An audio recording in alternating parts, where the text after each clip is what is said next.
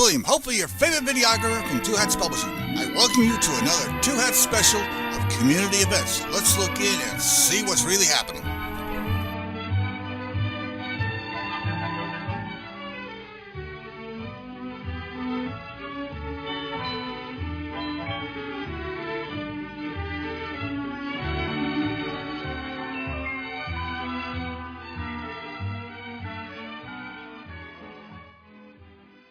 Well, it's about 10 minutes past the witching hour. I gotta do this another way. Let's see it on video.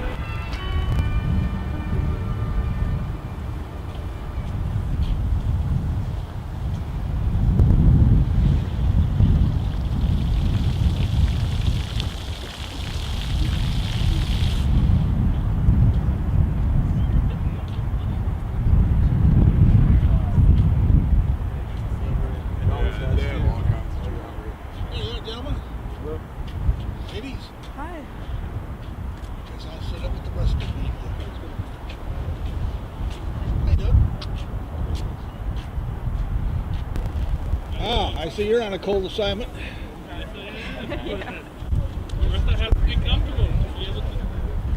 Apparently we have found our protest. I was beginning to think they were fair weather. But they're here. Shake so much. They were like not warm enough to get the touch. Okay. I don't know everyone, so Well, according to my Go Wash and Shane, it's now 12 minutes after the witching hi, hour. Chaz. Kiana. And you're Crystal. Marissa? Hello. But I know you, but does everyone else say? This is Jonathan.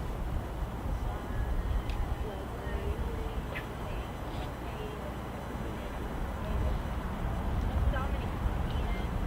James.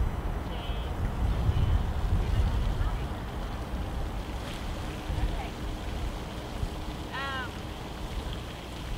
We were hoping to talk a little bit about what's going on in Dallas, or if you had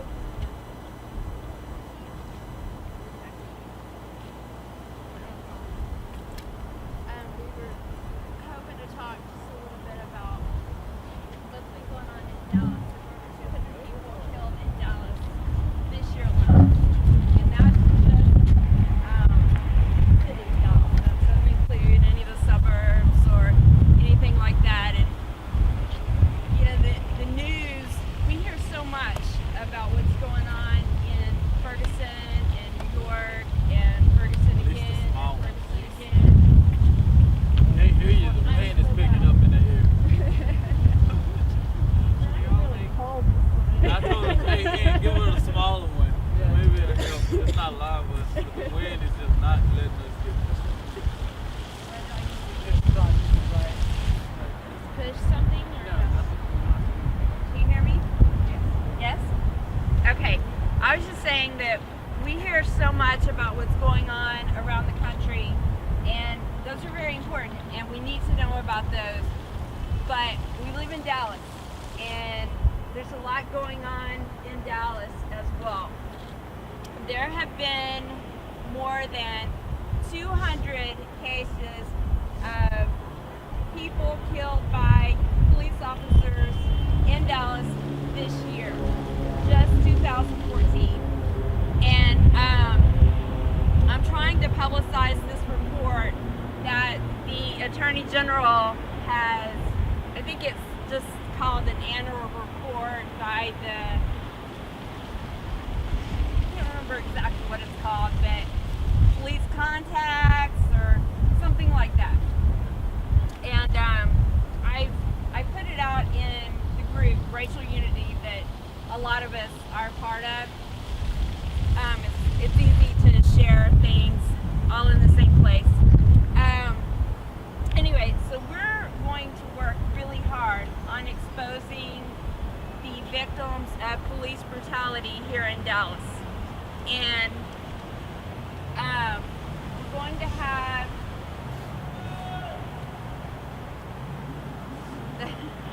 going to talk about just a few of them today. We were going to just mention, start getting some names out there, because we want to do everything and more that Ferguson and New York are doing. I mean, this is a big city. There are a lot of us here to be exposing what's going on, to be putting these names out there. Clinton Allen, James Harper, Jason Harrison. All these names need to be known around the country, just like Mike Brown and Eric Garner and all these other people. We need to know them, and most people in Dallas don't even know them. So definitely people around the country don't know them. So that's our job. Juan May, Derek Jones, Salvador Munoz. We have a lot of names that we need to get familiar with. And you know, I foresee some events in the future, but honestly, the best way to stay in tune with what we're organizing and planning is to join Racial Unity on Facebook, because that's where we do some of our organizing, planning, talking. We help educate each other and inform each other on this side as well. So that's the best way. Dominic, would you like to talk some about the local? How y'all doing today? Y'all doing all right? I'm gonna do this real quick. I'm gonna turn around to get a little colder. But there's a lot of stuff that's going on, and I encourage everybody. Oh my God, this is awesome to see that you guys persevered and still came, even though it was a little bit chilly, and you felt it at the door when you opened the door in, but you still pushed on. And I keep on encouraging people. You got to realize that the people in New York is pushing through snow.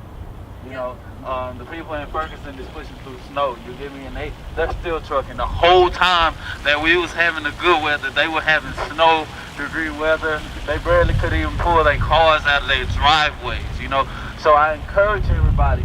But to understand this, that the media is they're only picking up that we're protesting for Eric Gardner and Mike Brown. But we understand that has been in the forefront of the national news. But it has not been publicized of what happened to James Harper. James Harper is our Mike Brown situation. If you realize that our chief of police went on the news, Rich was recorded, and said that the guy was shot 2 times. He was shot 4 times. There's a lot of stuff that's going on. They said that he was shot in the front rear, but he was shot in his back. That means that he was running from that officer. You gotta realize the Clinton Allen, 7 shots, 7 bullets. Galen Alexander, between 2 officers, 17 rounds going into his car.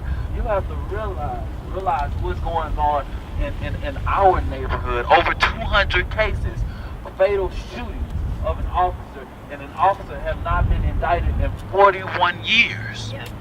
But guess what? We have a tab where we can go into City Hall and see almost over $50 million being settled out in all these years. Been settled out of court of them doing stuff and not holding these officers accountable for what they are doing. I can tell you this, that we have a lot of stuff going on. The organization, Dallas Communities Organizing for Change, the Mothers Against Police Brutality, Next Generation Action Network, and a few other organizations. There is a congressional meeting that will be held in Dallas around the Martin Luther King thing, and we'll be meeting with state police departments and congressional Eric Bernice Johnson, Sheila Jackson Lee, Mark Vesey, a couple of people that's in Washington. We'll be meeting with them and getting change. There is a federal complaint against the Dallas Police Department, and we must second that on everything that they are doing. We must fill out these chambers, these city chambers when they open up. We must fill out these county commissioner chambers when it opens back up. You gotta realize this is important right now. It's like a perfect scenario right now. The city of Dallas and most local governments are about to run for office. Every part of the city of Dallas is about to run for office. And guess what? How many of them have actually talked on this subject? Not one. Not even the mayor, Mike Robbins, have spoken on this subject. You can't beat them to the camera when Ebola come around. You can't beat them to the punch when West Nile come around. But police brutality, they don't even know it's happening, you know? I get tired of seeing them when Ebola come around. I get tired of seeing them talk about Ebola and West Nile. You give me just spread. Just do whatever you're gonna do. It ain't like we got a choice anyway. You know, so but I encourage everybody to please be involved in your local government and what's going on. There's a lot of cases here. Please work. If you make a shirt that say Clinton Allen, if you make a shirt that say Jason Harris, if you make a shirt that say Galen Alexander, James Harper, you are what you're doing right then and there is basically letting the world know about the cases that's here in Dallas. We don't have to talk about Tamir Rice, even though that is a subject that needs to go through the universe about it. But we must make a voice for our people that has fallen down in the city of Dallas and the DFW Metroplex. All right. So I encourage you guys, just like Lindy said, a lot of Facebook, social media stuff, racial unity, the Next Generation Action Network, Dallas communities, organizing for change. There's a lot of organized rebellion. There's a lot of different, Facebook, social media, Twitter sites or whatever that helps us communicate. We must go into this year strong. Next Saturday at City Hall, we're going to have a very massive event at City Hall and bring in a lot of speakers, a lot of people to know exactly what is going on. That'll be at City Hall at 11 a.m. Y'all be there, y'all wrap up, y'all have it be prepared. If y'all bring 3 people with y'all, we'll have a good turnout, all right?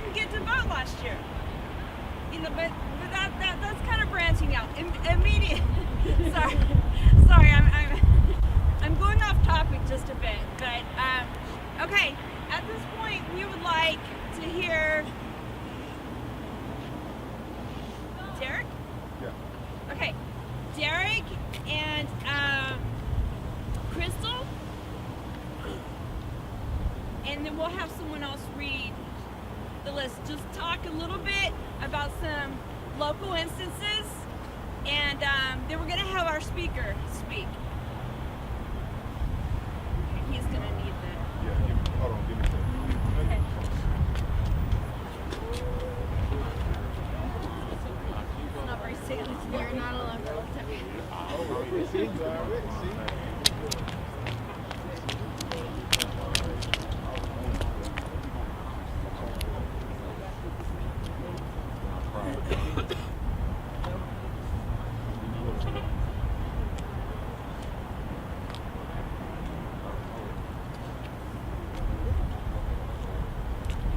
Can everybody hear me?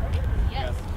Okay, I'm just going to go over a few of the deaths that have been murders, I should say, that have happened here in Dallas over the past 7 years. Starting off with Clinton Allen, shot in 2013. Of course, we all familiar with him.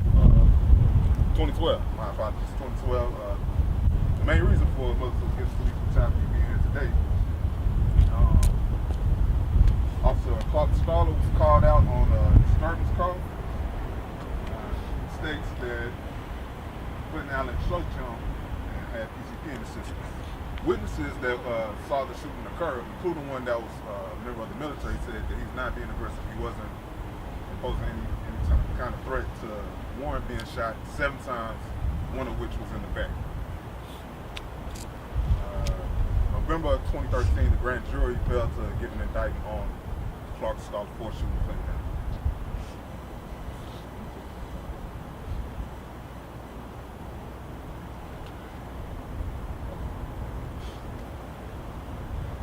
James Harper, he was shot in 2012. Police came on a supposed kidnapping call. When I looked around, I couldn't find any evidence of this call being released. A chase ensued between Harper and the police, going over a few yards. In between that, there were struggles between him and the officer. The officer didn't take lethal action until Harper allegedly stated that you're going to have to kill me. Now, mind you, that's not, he didn't hit him, he didn't have a weapon, it was his word. His word is what led the officer to shoot him, supposedly being in fear of his life after hearing that statement.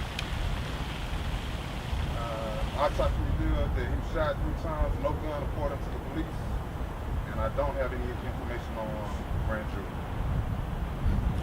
Jason Harrison was shot earlier this summer. He's a mentally ill person. His family made the call, pretty routine, where he just needs to go down to the local medical place and get his medicine. So they called and requested that officers that are familiar with people with mental health issues come out to take him to the station. Whenever they arrived, they said that he was being unresponsive and had a screwdriver in his hand and, of course, lunged at the officer, at which point they shot him 5 times, twice in the back. There's a video of this incident that's somewhere in Dallas Police headquarters.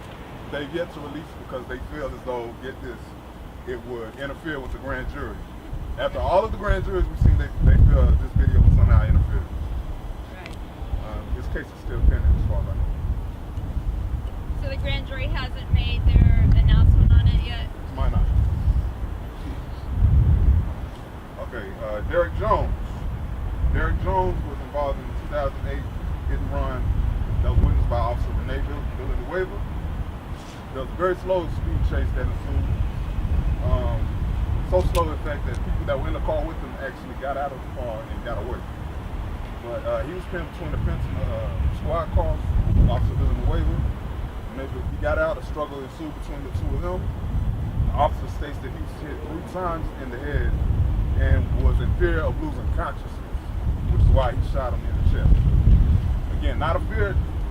Normally, it's I fear for my life. He was scared that he was going to lose consciousness. Right. The grand jury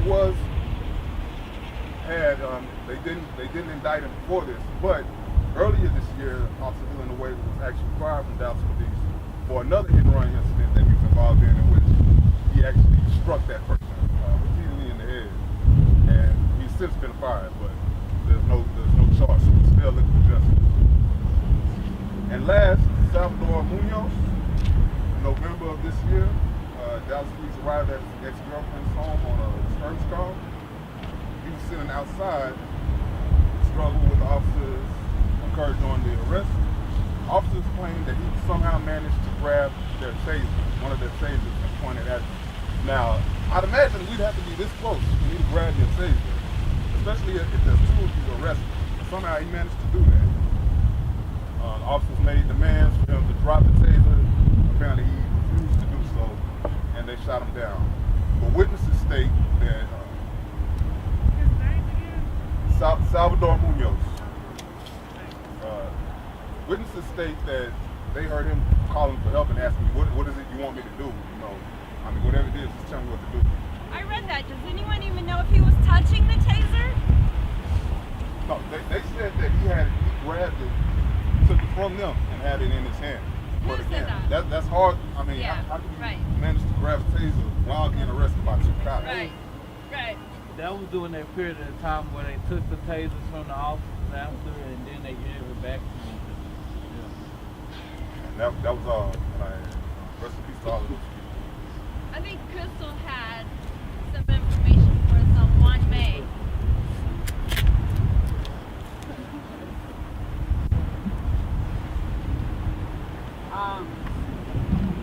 Juan May was he was murdered June 22nd of this year by Sergeant Derek Andrus. And the situation with this was they were at Pompadour's, and apparently they were in a heated situation where they were fighting. He was fighting,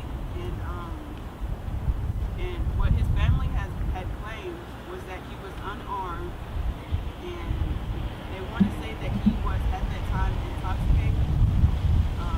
But the situation that went down was, I'm sorry.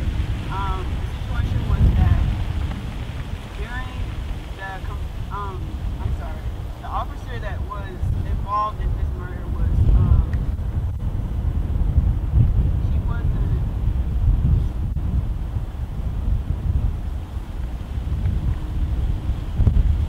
If I could jump in real quick. Yeah, I'm sorry, yes. He was off Right. duty at that time, which means that there was no reason for him to get into the situation.